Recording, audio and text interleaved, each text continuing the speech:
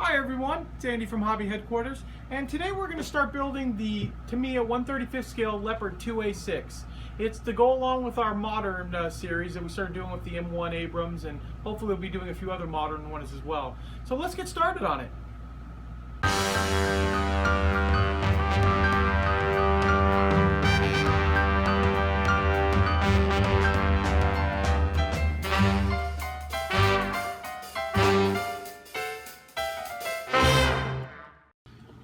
Okay, as we start construction on the rear deck, there are about 4 or 5 pieces on the back that require some excess painting because they're clear parts, so they're going to be the lights, and then go up and through here and in through here. We're going to leave those off for right now because we don't want to mess with trying to paint over that. It's easier to paint them and put them on later.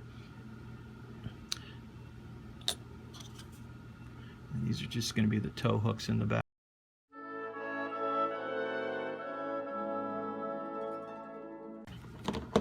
This is one of the nice things about doing kits that have been made recently is you'll notice when I put a little glue on this, but this back piece literally just clicks into place, and we'll put a little glue up inside here, but the fit is really tight and really nice on it.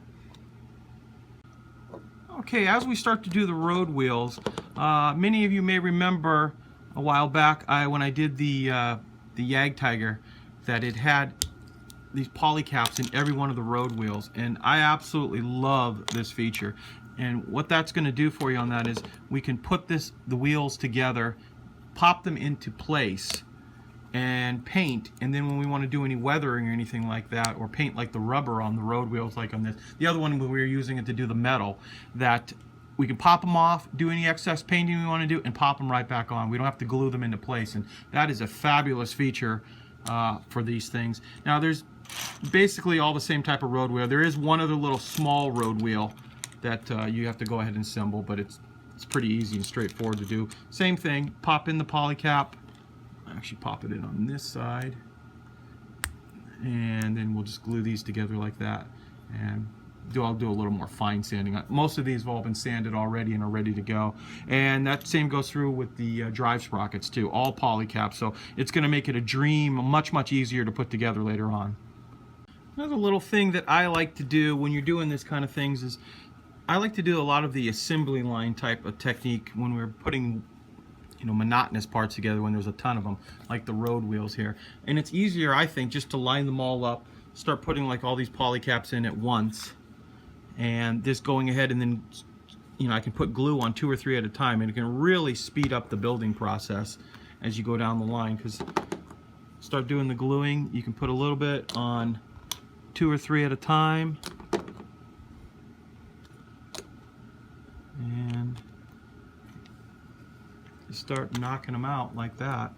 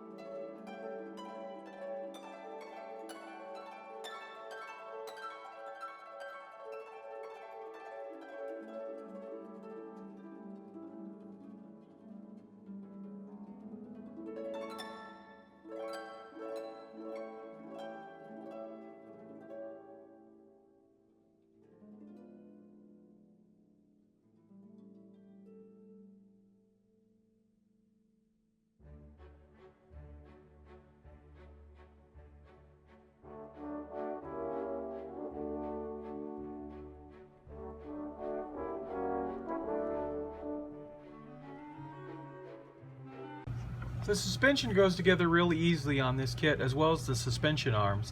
Now, the suspension arms have a pre-cut tab that makes the arm line up in the correct position.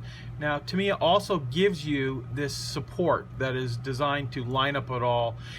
I didn't think it actually needed it because the suspension fit so perfectly, but I went ahead and put it on anyway just while the pieces were drying. But as you can see, it fits just the way it was supposed to.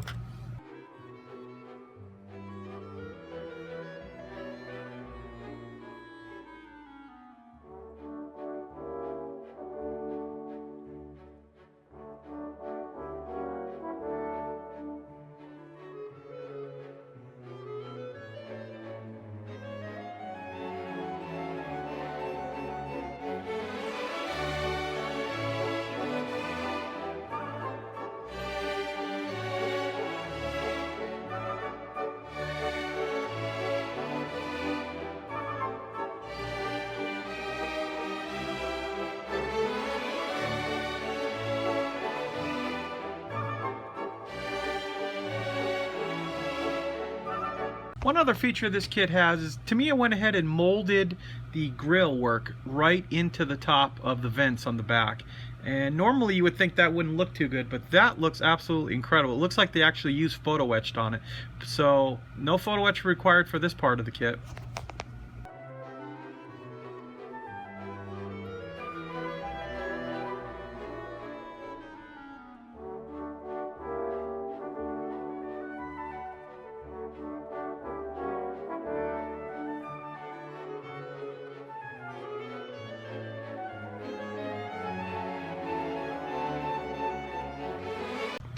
As we start to work on the upper hull, I went ahead and super glued a piece of rigid sprue to the back of the engine deck on the inside of the kit. I had read one other person had said that they had seen a little bit of sinking in the engine deck because it's such a big piece of plastic stretched over a big area that it can start to dip a little bit. And now only one person has reported doing this, but I figured rather than having a problem later, I would glue that piece of plastic into place right now, and that give it some rigidity so there would be no dip in it.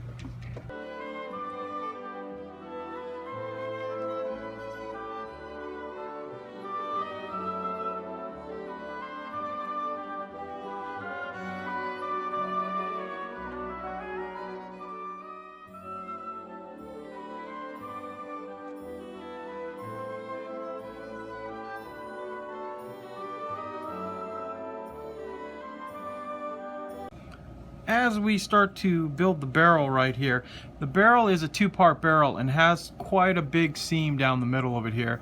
I've done a lot of fine sanding on it, and hopefully we've gotten it out, the mold line out of it.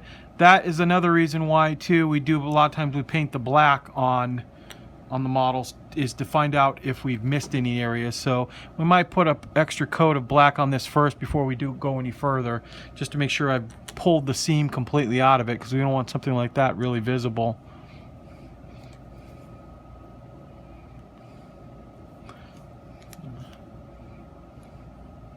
But other than that, the barrel itself should go together based on the instructions pretty easily. We'll just, anytime you spill any glue like that, it's best to just let it dry, because if you try to get rid of that, you're going to end up putting a fingerprint in, whereas if that just dries, it'll leave a shiny spot, but shouldn't really mess up the plastic at all.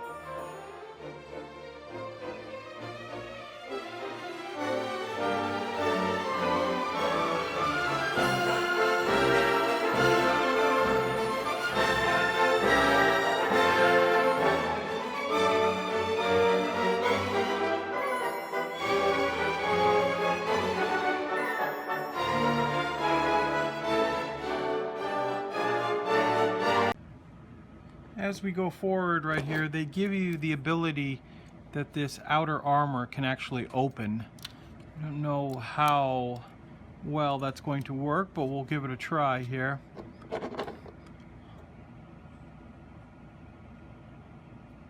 And what's going to happen is this next piece of applique armor locks that into position. So let's see if we can...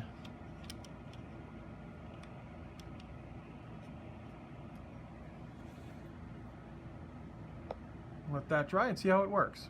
So as we go ahead and start gluing more and more of the turret pieces on, Overall, the kit has been very, very nice. There's been no problems with fit or anything yet. Parts have all worked really well. Here's that other piece right here. And like I said, one other thing I will point out to you, when you're starting to glue this piece of the gun barrel section down, this piece is a flap. Just make sure that you glue it down with this popped up first. So when I first put it in, I hadn't glued it yet. This piece was sticking down, and if I had glued it, that would have been impossible to have moved the barrel. So it was my fault, but just to keep an eye out for it when you're going forward on it as well. And like I said, all these parts have all worked really, really well on the kit. Nothing, no fit problems. It's just been a really nice, delightful kit to work on. Okay, one thing I'll point out to you, putting these smoke dischargers on, at least for talking for myself, I had a bear of a time trying to put these on. The way they connect up inside here, and without knocking one off, and there was such a small amount of point to make for contact that they didn't want to glue very well. Now I've just finished putting the last one of these into its what I hope is the right place. I'm going to let them dry for a little while longer, and then do some cleanup sanding and maybe a little putty work around in some of these areas. They're in the general shape that according to what the instructions are, but just had a really, really tough time getting those on, and now I still have to do the other side, so wish me luck on that. But yeah, just something going forward, you might just be aware that you're going to have a little bit of difficulty getting it in. It's mainly because of the small little connection point, but not impossible. It's just going to take you a little bit of time. Okay, let's take a look at what we have so far. I've gone ahead and put all the excess little pieces all over the place. I did have to do a tiny bit of filling along this seam right here, which you might be able to see the white. It was sticking out a little bit on it, and just used a little putty on that. I finally did get the hang of putting the smoke dischargers on. These worked out a little bit better on it. It was still a lot of work, but they do line up pretty well once you get the hang of it. My big problem came when it was time to do the turret baskets in the back here. And as you can see, I've done something a little bit different. I completely did not like the way they turned out. So I used a little bit of my green putty, which many of you may have seen me use with Steve from Value Gear, making packs and tarps and stuff. And what I did is I went and loaded up the bins with some different types of stuff that you kind of can see through it, and then just rolled out some tarps and then threw them up on top there, and that'll cover up the best I can right there. I probably would next time go ahead and order some photo etch, because the big problem is the material that Tamiya gives you. This stuff is just really, really hard for me to work with. It's constantly fraying and coming apart, as you can see right here. And I got them on. I just didn't totally like the way they looked once they were done. So I thought tarps, once we paint them, it'll look kind of different. And I've actually seen lots of pictures of tarps on all of these vehicles. So in the backs on the storage bin, so I think that'll be okay. One other thing I want to talk to you about too is I went ahead and I cut the little nub of the antenna that was on each one of these kits, on each side of the turret, excuse me, and drilled it out completely. Left the base of it, because what we're going to do is we're going to make some stretch sprue antennas. And a lot of you probably know how to do this, but there was actually a couple people that I was talking to that had no idea about this, so I'm just going to show you real quick. What you want to do is just take a cigarette lighter, and then just taking a piece of your old leftover sprue, just keep spinning it back and forth until the thing just starts to do that for a second, and then you want to go ahead and then just slowly start to pull it apart, and just want to hold it in that position for a few seconds, let the lay it down, and then you can cut it out. Now I need a little bit thinner than that, so I've gone ahead and I've made 2 of them already that are to the right scale and size, and being drilled out, we can just put a touch of super glue inside that and drop these antennas right into place. So now the next step we have to do is painting of the vehicle. All of the Leopards are painted in a factory by a computer-aided robot, so every one of them has the exact same camouflage pattern. So the camouflage on the box, this camouflage right here, is the actual pattern, and Tamiya gives you some front and back sides, plus a top view, which now we're going to go ahead and paint the vehicle, and we're going to try our hardest to get to almost identical as much as we can, looking like the pattern on that. And if you look online on Google, the different Leopards that you see out there all have that same pattern on it. So it'll be a little fun, but I think we can do it. Okay, we're going to start off painting the whole lower surfaces using the XF69 NATO Black. I think that the colors of the top are so dark that doing the shadow coat's really not going to show up very well. But with this down here, we want to paint all the rubber and all that as well. And we'll go back and paint the inner part of the wheels NATO green. So for right now, we're just going to paint the lower part, and then the tracks, we're going to give them its first coat of flat black.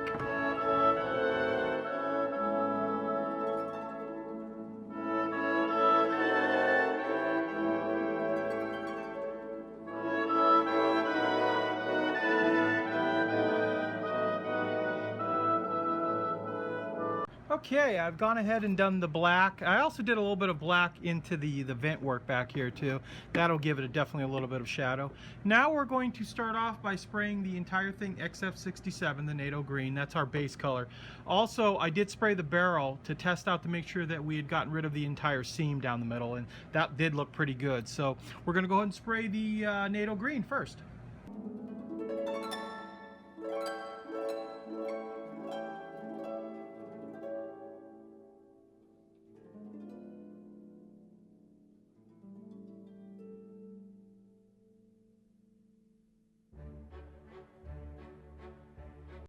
Okay, I started doing the black camo next on it, and it was kind of like a test bed for it.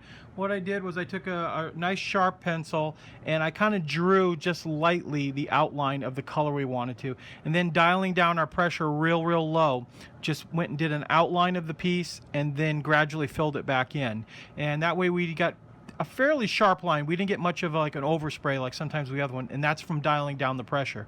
Now I wanted to show you more of it, but I have to get really close to the piece to get such fine line on it. So all you would see would be the back of my hand the entire time on it. So, but I wanted to show you, just so go over it with the pencil, just lightly, just draw out your shapes and then just fill them back in. Okay, we've gone ahead and completed the black coat on it. What I did was temporarily I held the side skirts in place so that the pattern would match all the way down, but we don't want to put those on yet because we still have to put the tracks and do some weathering on that as well. Actually, it wasn't very hard at all. It did take a little bit of time because you know, making sure you try to get it as accurate as possible. Now, it's not 100% accurate, nothing ever will be, but I think it looks pretty close to what the box art shows. So now the next coat we're going to put on is XF68, the NATO brown. Okay, now we're going to go ahead and do the same thing using our NATO brown and just fill in some of the little areas that they require on that.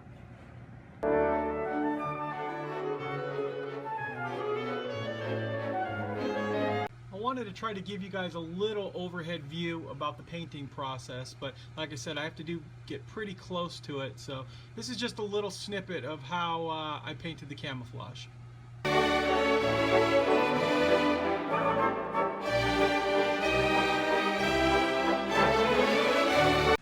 Okay, now we're going to do a little weathering on the tracks, not too heavy. First we're going to use Vallejo's Desert Dust, and then we're going to use a mixture of European Earth. Oh, put it on this side so you can see it a little better. European Earth and a little bit of the light sienna.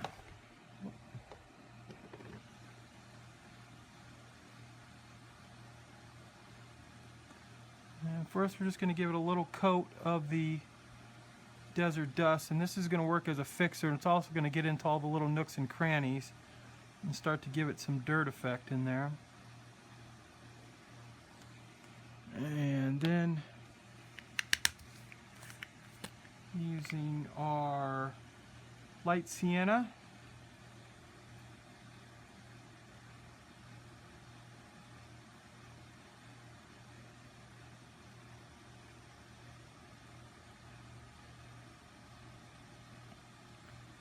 working on down the track.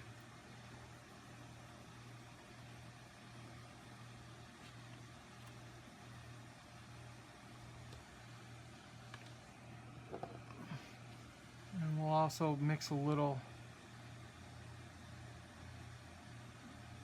of the European earth in there as well.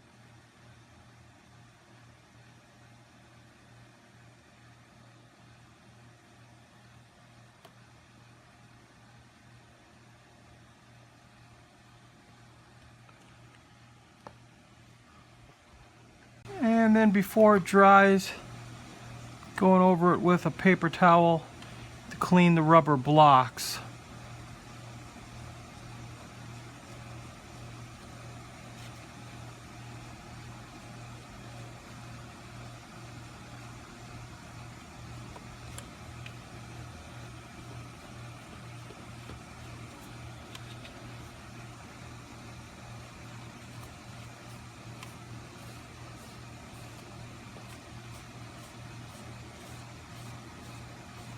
So we're going to go ahead and let that dry, and then we'll also work on the sides as well.